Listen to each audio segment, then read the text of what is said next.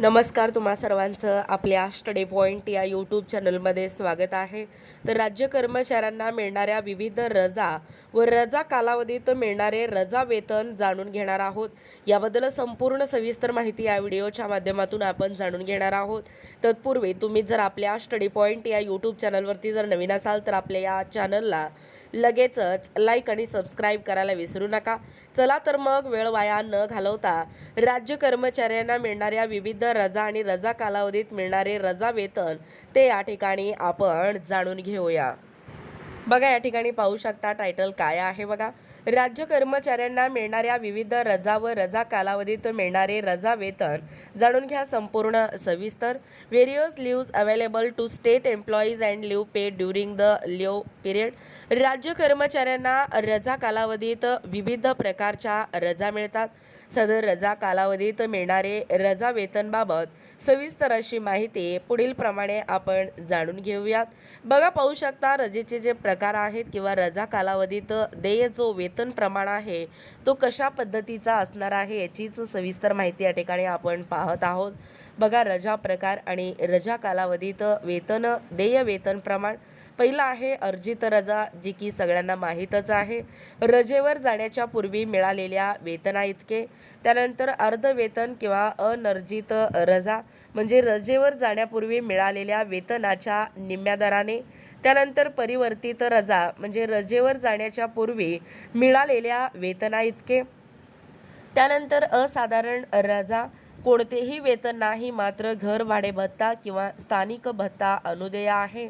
त्यानंतर विशेष विकलांगता रजा, याच्यासाठी पहिल्या 120 दिवस करिता पूर्ण वेतन, उर्वरित कालावधीकरिता अर्ध वेतन रजे एवढे। त्यानंतर प्रसूती किंवा गर्भपात रजा, हे तर सर्रास आपल्याला सगळ्यांना माहीतच आहे, कारण महिला असल्यामुळे रजेवर जाण्याच्या पूर्वी लगतच्या मिळालेल्या वेतना इतके या ठिकाणी वेतन मिळतोय। त्यानंतर पुढचा जो आहे रजा तो म्हणजे क्षयरोग किंवा कुष्ठरोग किंवा पक्षपात किंवा कर्करोग रजा, याच्या संदर्भात देय असणाऱ्या रजेनुसार रजा वेतन व अशा रजा संपल्याच्या नंतर पूर्ण वेतनी क्षयरोग रजा। त्यानंतर पाहू शकता पुढचा जो रजा आहे तो रुग्णालयीन रजा आहे, म्हणजे अर्जित रजा अथवा अर्धवेतन रजेच्या कालावधीत अनुदेय असणाऱ्या रजेच्या वेतना इतके। त्यानंतर विशेष विकलांगता रजा, म्हणजे हेतू पुरस्कर जी रजा आहे ती पाहू शकता पहिल्या 120 दिवस करिता पूर्ण वेतन किंवा रजेप्रमाणे, तर उर्वरित कालावधीकरिता अर्धवेतनी रजे एवढे वेतन। त्यानंतर विशेष विकलांगता रजा म्हणजे अपघाती, त्याच्यामध्ये अर्जित रजा वेतन दराने। पाहू शकता एकूणच अशा पद्धतीने या ठिकाणी हे जे रजेचे प्रकार आहेत, म्हणजे रजा कालावधी देय वेतन जे प्रमाण आहे ते कशा पद्धतीचा असणार आहे याचा व्हिडिओ देखील बऱ्याच जणांनी आपल्याला कमेंटच्या माध्यमातून कमेंट केलेलं होतं।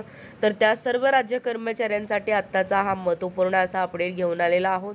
म्हणजे राज्य कर्मचारी जे आहेत त्या राज्य कर्मचाऱ्यांना मिळणाऱ्या ह्या ज्या विविध रजा आहेत किंवा त्याच रजा कालावधीत मिळणारे जे रजा वेतन आहे याबद्दल सविस्तर माहिती या ठिकाणी जाणून घेतलेला आहोत।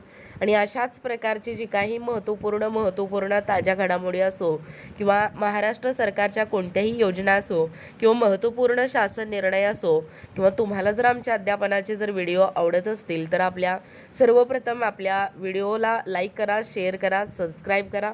भेटूया अशाच पुढच्या पुन्हा एकदा नवीन व्हिडिओमध्ये, तोपर्यंत धन्यवाद।